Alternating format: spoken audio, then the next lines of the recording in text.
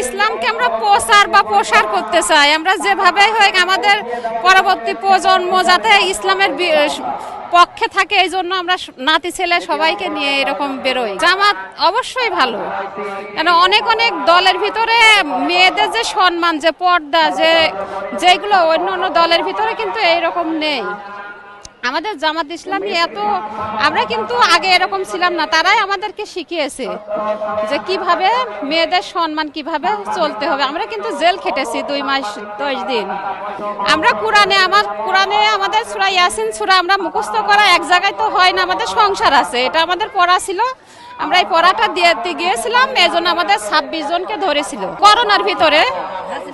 হাসিনা সরকার তখন ছিল, আমরা 2 মাস 10 দিন আমরা জেল খেটেছি। তারপরেও আমাদের সম্মান কমেনি, কিন্তু জেলখানায় আমাদের অনেক সম্মান বৃদ্ধি হয়েছে, কমেনি।